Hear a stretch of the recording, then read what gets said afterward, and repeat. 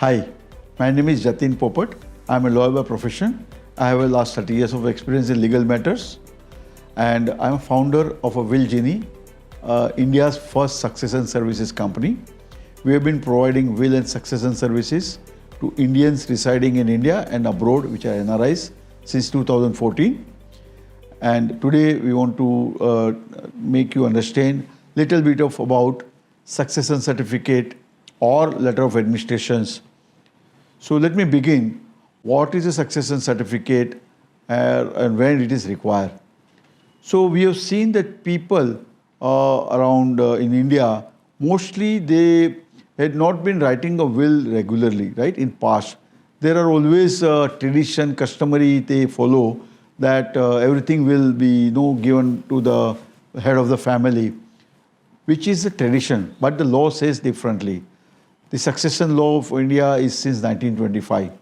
So later on, everybody started asking, if there is no will, then I have a legal heir rights in the property.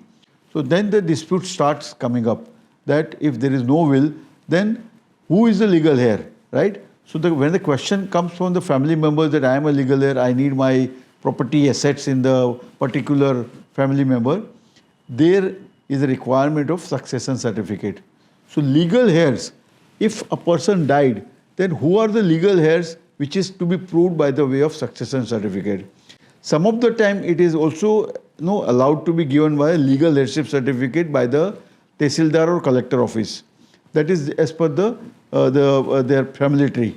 But the asset related, movable asset or immovable asset related matters has to go to the court of law, where if there is a property left behind which are immovable properties, then letter of administration is a must.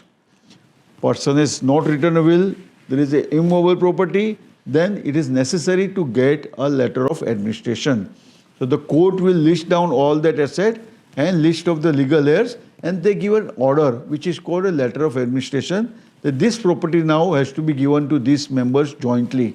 So if there are one family member only, then only one name. But if there is a spouse, there is a children, so all jointly will hold that property jointly, because as per the law, they are the joint equal right owners for Hindu members.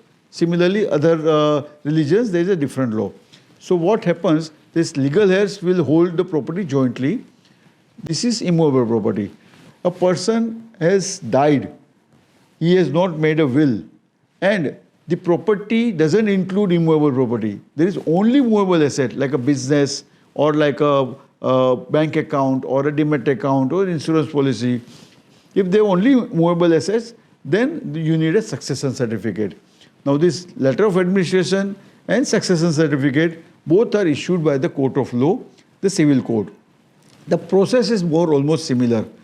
The legal heirs has to apply to the court of law that we are legal heirs and our family member has died and he has not made a will, and we want to understand who will get what.